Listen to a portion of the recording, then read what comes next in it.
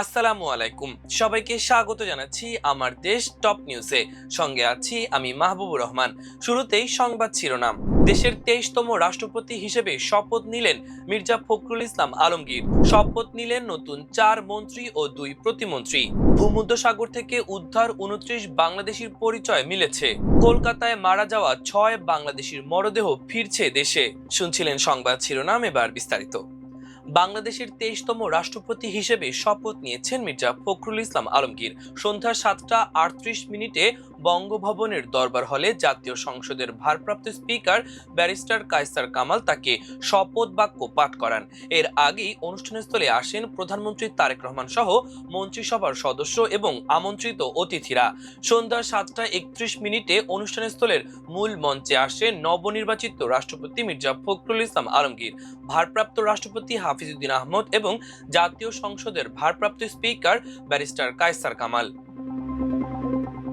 বেসামরিক বিমান পরিবহন ও পর্যটন মন্ত্রণালয় থেকে সরিয়ে নেওয়া হচ্ছে মন্ত্রী আফরোজা খানকে। মন্ত্রিসভা পুনর্বন্টনের অংশ হিসেবে তাকে বিমান থেকে সরিয়ে খাদ্য মন্ত্রণালয়ের দায়িত্ব দেওয়া হচ্ছে। বিমান ও পর্যটন প্রতিমন্ত্রী রশিদুজ্জামান মিল্লাত পদোন্নতি পেয়ে মন্ত্রী হচ্ছেন, তাকে মন্ত্রণালয়ের পূর্ণ দায়িত্ব দেওয়া হচ্ছে। এদিকে খাদ্য মন্ত্রণালয়ের দায়িত্ব আছেন মোহাম্মদ আব্দুল বারী, তিনি জনপ্রশাসন মন্ত্রণালয়ের প্রতিমন্ত্রী। আফরোজা খানকে খাদ্য মন্ত্রণালয়ের দায়িত্ব দেওয়া হলে জনপ্রশাসনে থাকবেন আব্দুল বারী। মন্ত্রী পরিষদের পুনর্বন্টনের অংশ হিসেবে আরো কয়েকটি মন্ত্রণালয়ে পরিবর্তন আসছে। নতুনদের মধ্যে বিএনপির স্থায়ী কমিটির সদস্য ডক্টর আব্দুল মঈন খান স্থানীয় সরকার মন্ত্রণালয়, ব্যারিস্টার আন্দালিব রহমান পার্থকে তথ্যমন্ত্রী, সাচিং প্রুজেরিকে পার্বত্য চট্টগ্রাম বিষয়ক মন্ত্রী এবং মোহাম্মদ শামীম কায়সার লিংকনকে ধর্ম প্রতিমন্ত্রী করা হচ্ছে। প্রধানমন্ত্রীর পররাষ্ট্র বিষয়ক উপদেষ্টা হুমায়ুন কবির এবার পররাষ্ট্র প্রতিমন্ত্রীর দায়িত্ব পাচ্ছেন। বর্তমানে সরকারের পররাষ্ট্র প্রতিমন্ত্রীর দায়িত্বে আছেন শামা ওবায়দ ইসলাম, তিনিও একই পদে থাকবেন বলে জানা গেছে। এদিকে আন্দালিব রহমান পার্থকে তথ্য মন্ত্রণালয়ের দায়িত্ব দিয়ে জহিরুদ্দিন স্বপনকে মন্ত্রী মর্যাদায় প্রধানমন্ত্রীর উপদেষ্টা করার আলোচনা চলছে। এর আগে বাংলাদেশ সরকারের মন্ত্রী ও প্রতিমন্ত্রী হিসেবে 6 জনকে শপথ পড়ানো হয়।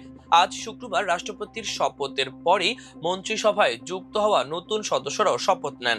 তাদের শপথ বাক্য পাঠ করান নবনিযুক্ত রাষ্ট্রপতি মির্জা ফখরুল ইসলাম আলমগীর।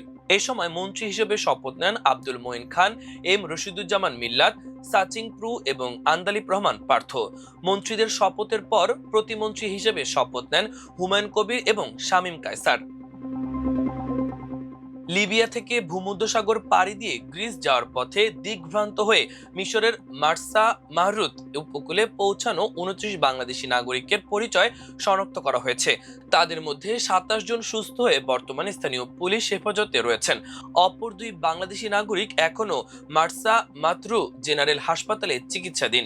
এদিকে জীবিত উদ্ধার হওয়া অভিবাসন প্রত্যাশীদের দেয়া তথ্য অনুযায়ী নৌকাটিতে থাকা আরো 9 বাংলাদেশি নাগরিক সাগরে মৃত্যুবরণ করেছেন। তাদের মরদেহ সমুদ্রে ফেলে দেওয়া হয়েছে বলে জানিয়েছেন জীবিত উদ্ধার হওয়া সুনামগঞ্জের আব্দুল করিম।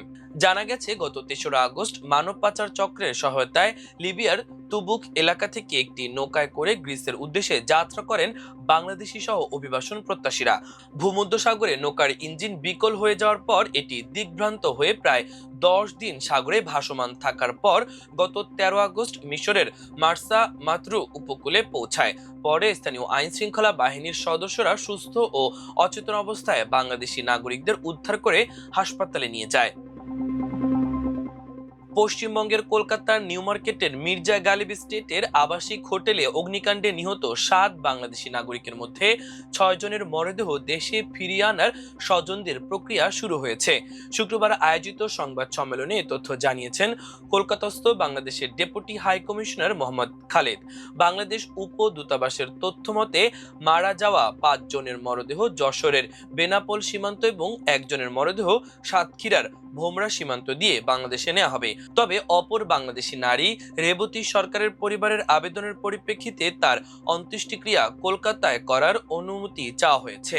বেনাপোল সীমান্ত দিয়ে কুষ্টিয়ার অধিবাসী ও সাংবাদিক দেবাশিস দত্ত, তার স্ত্রী আফসানা শারমিন, 3 বছরের শিশু সন্তান স্বর্ণশীল দত্ত, শ্বশুর মোহাম্মদ আকরাম আলী এবং ঢাকার সাভারের বাসিন্দা আহমেদ বাবুর মরদেহ বাংলাদেশে নেওয়া হবে। এছাড়া সাতক্ষীরার এস আলিমুজ্জামানের মরদেহ ফেরত পাঠানো হবে ভোমরা সীমান্ত দিয়ে। অন্যদিকে সাতক্ষীরার কালীগঞ্জের বাসিন্দা মৃত রেবতী সরকারের ছেলে অনিক সরকার ভারতে তার মায়ের সৎকার সম্পন্ন করতে অনুরোধ জানিয়েছেন। রেবতী সরকারের ছেলে অনিক সরকার বলেন, প্রয়োজনীয় নথি ও আনুষ্ঠানিকতা শেষ হলে নিউমার্কেট থানার পুলিশ মায়ের মরদেহ আমাদের কাছে হস্তান্তর করবে। এরপর আমাদের ইচ্ছা এখানেই সৎকার করব। কলকাতাস্থ বাংলাদেশের deputy high commissioner Mohammad Khaled বলেন, অগ্নিকাণ্ডে মারা যাওয়া রেবতী সরকারের ছেলে অনুরোধ করেছেন যে তার মায়ের মরদেহ কলকাতাতেই সৎকার করতে আগ্রহী। আমরা তাদের জানিয়েছি এটার জন্য স্থানীয় পশ্চিমবঙ্গ সরকার কর্তৃপক্ষের অনুমতি প্রয়োজন। বিষয়টি আমরা ঢাকার পররাষ্ট্র মন্ত্রণালয়কে জানাবো, এই অনুযায়ী পরবর্তী ব্যবস্থা নেব। প্রিয় দর্শক, আমাদের আজকের টপ নিউজের আয়োজন এই পর্যন্তই। সবাই ভালো থাকুন, সুস্থ থাকুন, আমার দেশের সঙ্গেই থাকুন। আল্লাহ হাফেজ।